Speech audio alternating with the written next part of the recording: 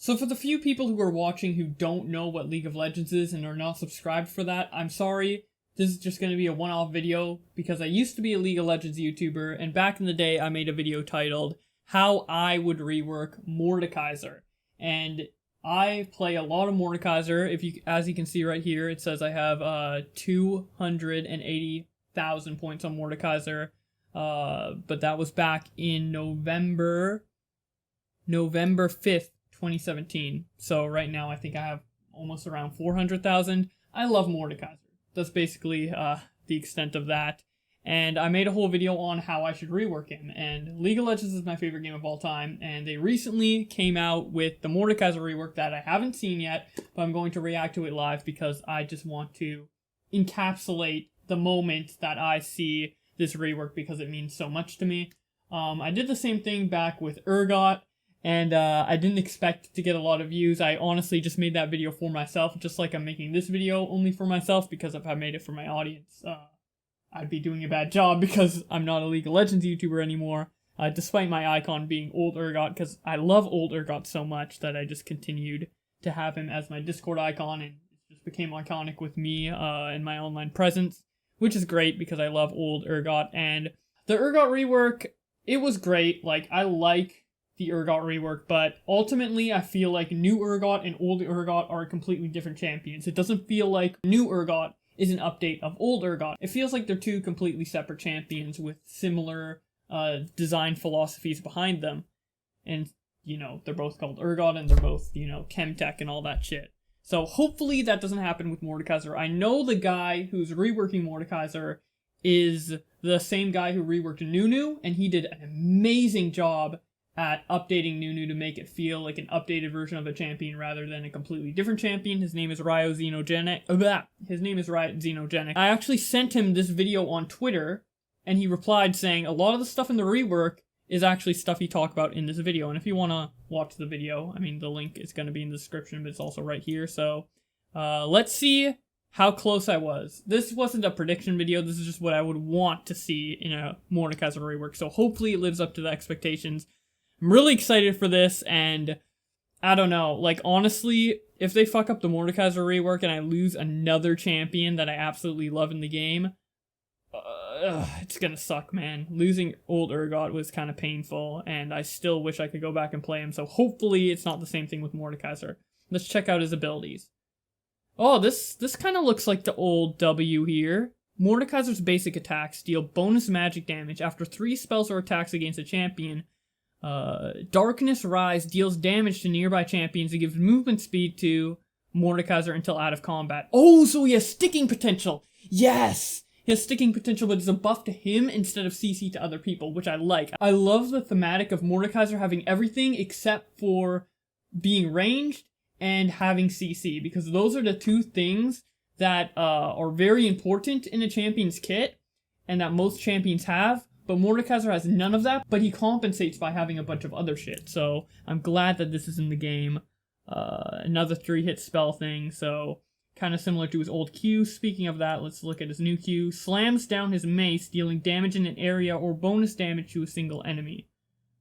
Okay, so it looks like it's going to be an auto attack, but if there's nobody to auto attack, it will be Poppy Q in a sense.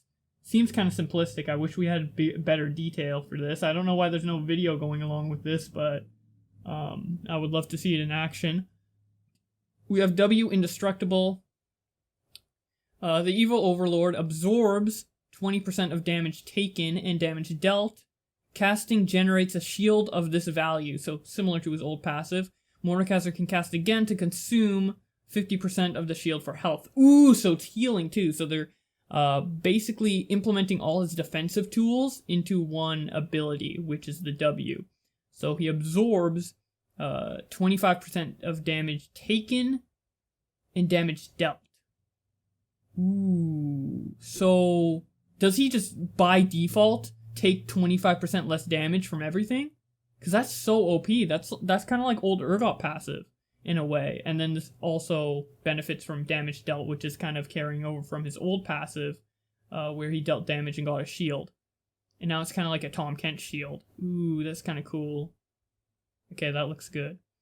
Mordekaiser gains 25% magic penetration. Activate. A deadly claw drags enemies towards him, dealing magic damage. So it's kind of like Swain E. I don't know. I don't like the idea of Mordekaiser having CC.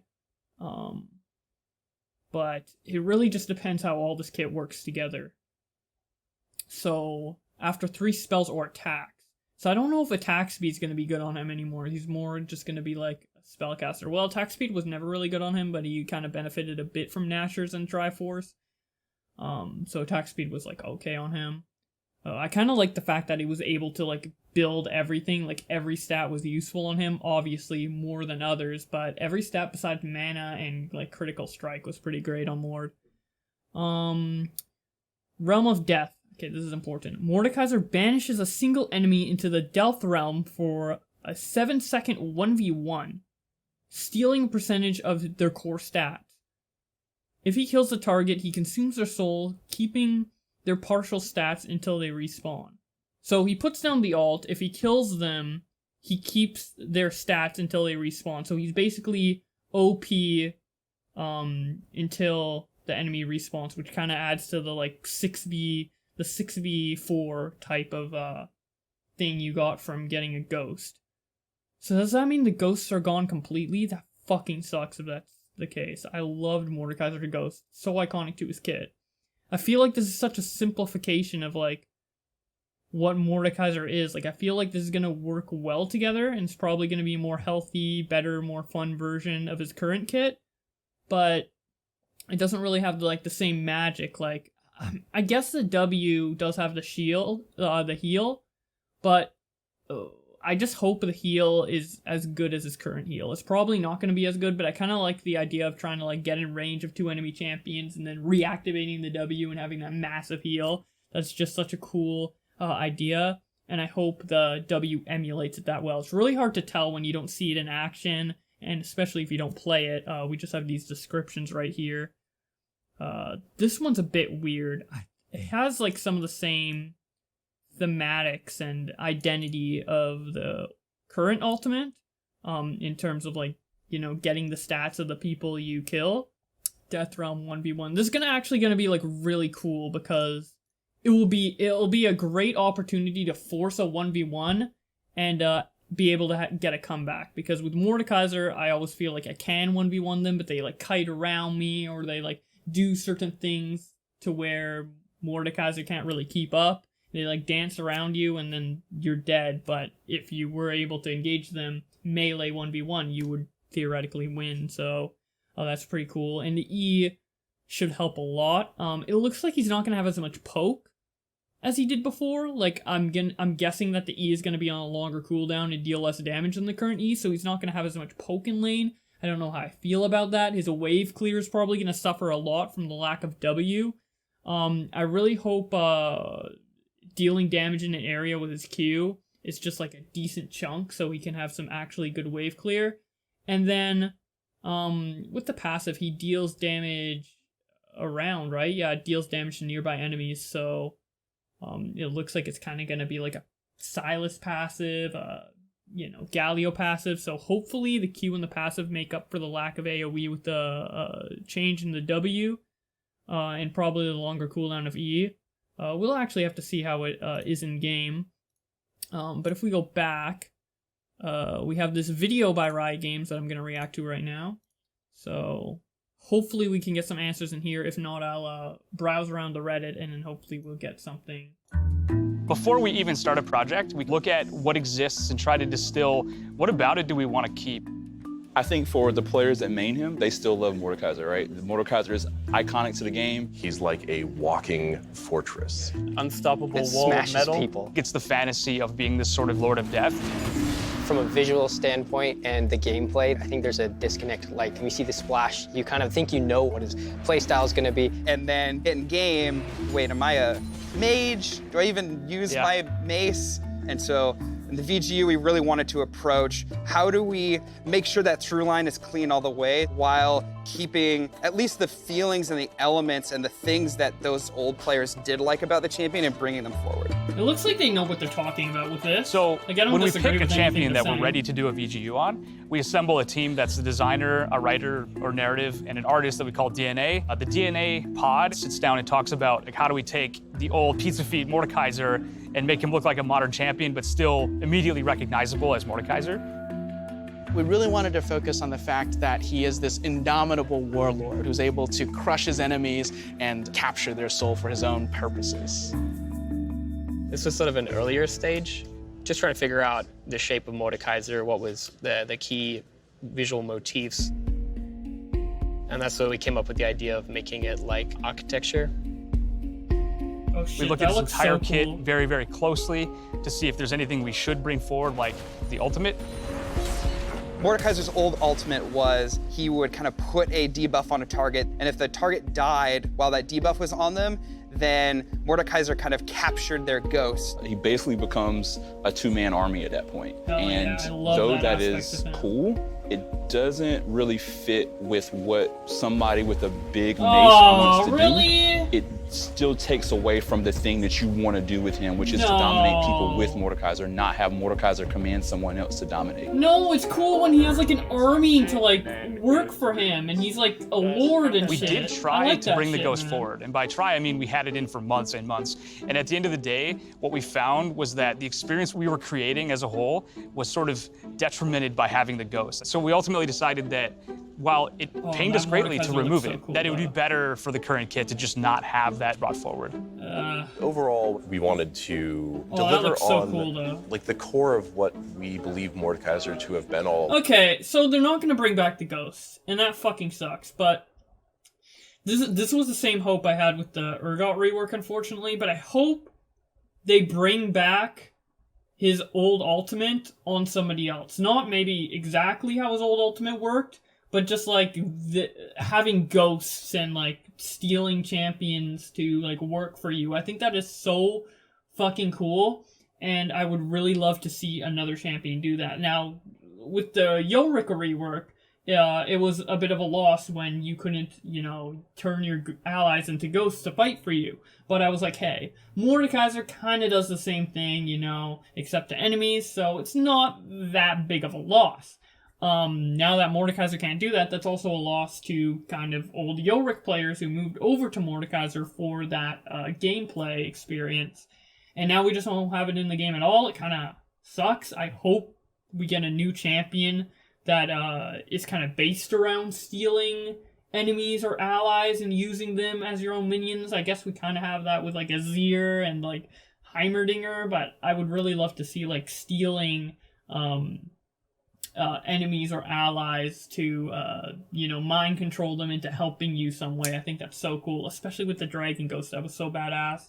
And what I was saying that was similar to Urgot is that with Urgot, I really miss hyperkinetic position reverser, where you like swap positions with someone. I think that was just so cool. And I was hoping they would bring it back in like a tank champion or something. They unfortunately haven't done that yet.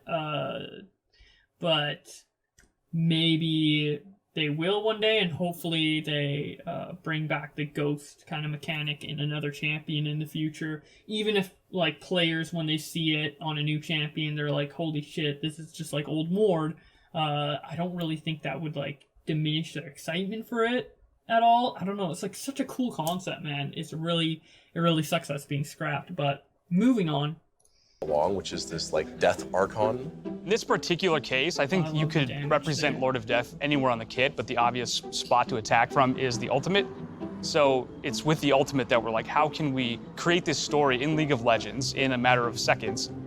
So Mordekaiser's current background, Mordekaiser is interested in seizing the souls of the living to help him build the afterlife that he was denied. So he's constructing his own death realm. In terms of gameplay, Mordekaiser can choose a victim to bring with him to the Death Realm, and they are cut off from their teammates completely.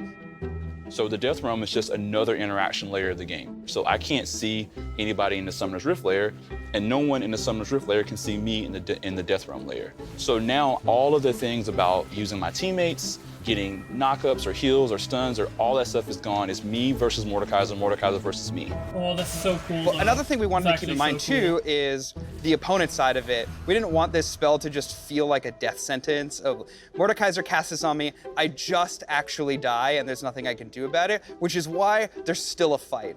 There's really cool plays of flashing over a wall to get away from him, or if you are really crafty, kind of outsmart him, and having that goal can allow the enemies who get pulled into the Death Realm to still have a fighting chance against him. Yeah, it seems like they'll have to just outlast him, because he does steal a portion of their stats, so it's going to be heavily weighed in Mordekaiser's favor, even if he is far behind. So it does seem like the strategy is to either be just that fed, or just outlast him, outlast like 7 seconds that the Death Realm exists. I actually really like that. I think I'll love this rework. I feel like with the update, this is a great opportunity for us to sort of reintroduce League of Legends players to Mordekaiser. And for the players out there who really, really like old Mordekaiser, my hope is that we have considered those players as much as we can, and that we have brought forward the best version of the champion that we can deliver to as many players as want to play it. That's like a lot feeling of like AoE. they get to be this Death Lord juggernaut. The power of the mace smashing their opponent, and then the ability with that ultimate to say to your opponent, there is no escape from Mordekaiser. Holy shit.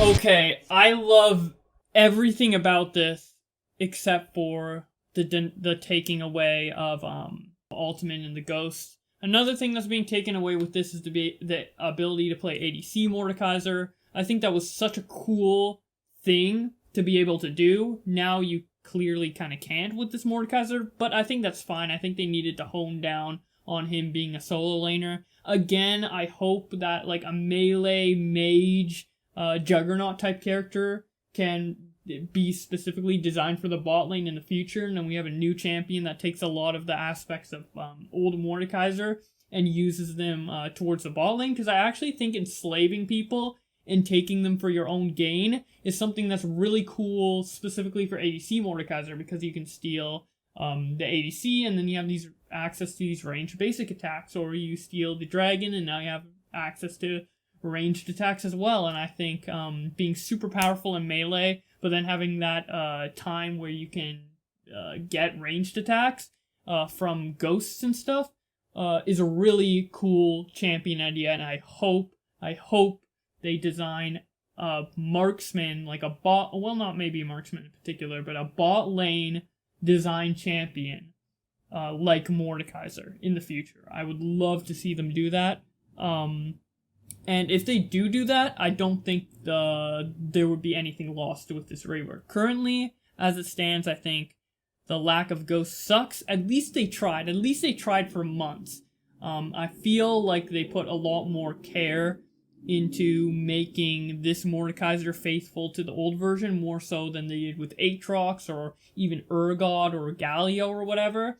So I'm kind of glad that the Mordekaiser rework didn't come out until now, because I think Riot has a much better understanding and grasp of how they should go about reworking champions now than they did a couple of years ago.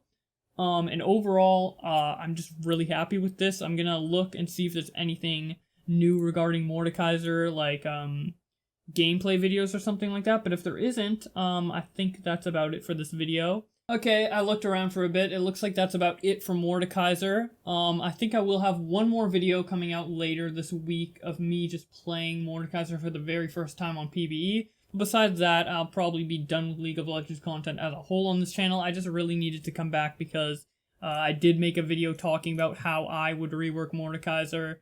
And honestly, a lot of the stuff I said in this video actually ended up coming true. Unfortunately, they didn't make it viable for him to be an ADC like I said they should in that video. But again, as I said, if they kind of carry those ADC aspects over to another champion, I think we'll have kind of best of both worlds and a more focused package. Because there was a lot in Mordekaiser's kit, and some of it had to be cut, and I'm really glad that they decided to focus on the aspects they did, because this makes Mordekaiser a really fun top lane champion and maybe even potentially a jungler, but I think he's going to primarily be top lane and maybe mid lane. Another great AP bruiser in League of Legends. I've been loving these AP bruiser champions. Galio ever since he got the AP buffs, Silas, and now Mordekaiser.